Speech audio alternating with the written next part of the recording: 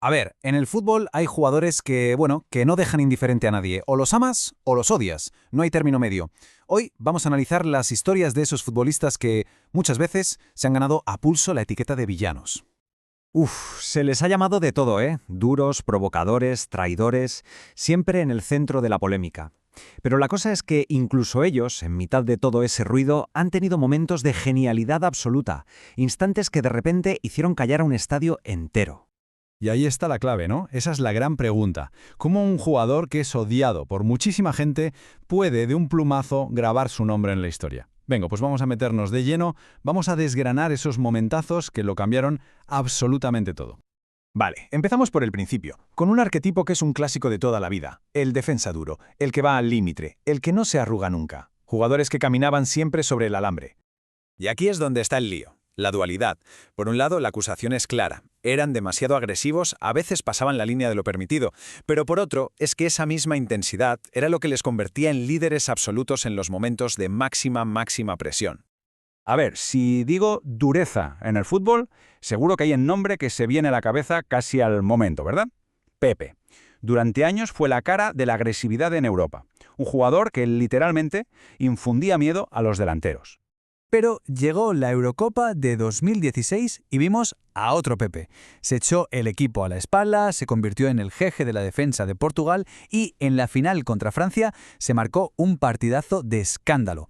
Fue un auténtico muro que llevó a su país a ganar su primer gran título. Y lo más curioso de todo, lo que de verdad llama la atención de ese partido, es que lo consiguió así, sin patadas, sin líos, solo fútbol. Toda esa agresividad que le caracterizaba la transformó en concentración e inteligencia pura. Demostró que su carácter de villano era en realidad el motor de su grandeza. Y claro, hablando de defensas con carácter, tenemos que hablar de otro protagonista de esta categoría, Sergio Ramos. Una carrera plagada de títulos, sí, pero también de tarjetas rojas y de críticas por ser, demasiado contundente. Un jugador que siempre ha vivido en el ojo del huracán. Vámonos a Lisboa, final de la Champions de 2014. El Real Madrid va perdiendo contra el Atlético. El reloj no para, el tiempo se acaba, parece que está todo perdido. Y entonces llega el minuto 93. Y con ese cabezazo, que ya es historia del fútbol, Ramos no solo empató, lo cambió todo. La misma garra que a veces le costaba una expulsión fue la que le dio el valor para decidir una final de Champions. En ese preciso instante, para su afición, pasó de ser el defensa duro a ser, simplemente, una leyenda.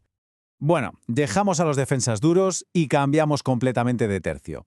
Ahora vamos a hablar de esos genios, de esos jugadores con un talento tan descomunal como su propio ego. La acusación es fácil. Son unos egocéntricos, unos provocadores. Pero su defensa es igual de potente. Su genialidad les permite hacer cosas que los demás futbolistas ni se plantean. Entonces, ¿dónde está la línea? ¿Es pura arrogancia o es la confianza que necesitas para ser un fuera de serie? Y si hay un rey en esta categoría, vamos, el emperador es sin duda Zlatan Ibrahimović. Un futbolista con una personalidad arrolladora, una confianza en sí mismo tan grande que muchos la veían como simple soberbia. Pero es que esa confianza, esa chulería que tantos le criticaban, fue justo lo que le impulsó a intentar lo imposible. Año 2012, amistoso contra Inglaterra, un balón largo, el portero sale y despeja de cabeza, la pelota queda muerta a 30 metros de la portería, y Zlatan, de espaldas, decide que es buena idea intentar una chilena. O sea, una auténtica locura. Pues el resultado ya lo conocemos todos, ¿no? Uno de los goles más bestias, más espectaculares que se han visto nunca. Una genialidad tan grande que fue más allá de colores y rivalidades. Ese día hasta sus mayores críticos tuvieron que levantarse y aplaudir. No quedaba otra. Seguimos con otro gigante, un futbolista que ha sido un debate constante. Su ego contra sus logros. Hablamos, como no, de Cristiano Ronaldo. A ver, se le ha acusado 1000 veces de ser un egocéntrico, ¿de acuerdo? Pero es que sus números son una barbaridad, una cosa de locos que, a menudo, calla cualquier debate. Vamos a situarnos. Mundial de 2018. Partidazo Portugal contra España. Un derbi ibérico, con el planeta entero mirando. La presión es brutal. Su selección lo necesitaba más que nunca para empezar bien. ¿Y qué hizo? Pues esto. 3, ni más ni menos que 3 goles. Un hat-trick contra una de las favoritas, en el escenario más grande posible. Y para rematar, un golazo de falta en el último minuto para empatar. Ese día, su ego y su talento se dieron la mano para hacer historia. Venga, y para terminar, vamos con el último perfil, quizá el más doloroso para un aficionado, el jugador que comete el pecado capital de cambiarse al eterno rival, el que es tachado para siempre de traidor. Claro, aquí la cosa cambia. El crimen no es una patada o una declaración, es un fichaje. La afición se siente traicionada, herida en lo más profundo. ¿Y la respuesta del jugador? No llega en una rueda de prensa, llega en el campo, con la pelota en los pies. Y el caso más famoso, el que todo el mundo recuerda, es el de Luis Figo. Su fichaje por el Real Madrid, viniendo del Barça, desató un odio pocas veces visto. Cada vez que pisaba el Camp Nou, el ambiente era una caldera, directamente irrespirable. Un estadio entero contra un solo hombre. Pero lo increíble de Figo es que nunca se escondió. Aguantó la presión, los pitos, los objetos. ¿Y su respuesta? Fue en el césped, con regates, con pases de gol, con un fútbol de altísimo nivel. Su mensaje era claro. La mejor forma de responder a todo ese odio era simplemente demostrando su talento. Vale, después de repasar todos estos casos, ¿con qué nos quedamos? ¿Cuál es la foto final?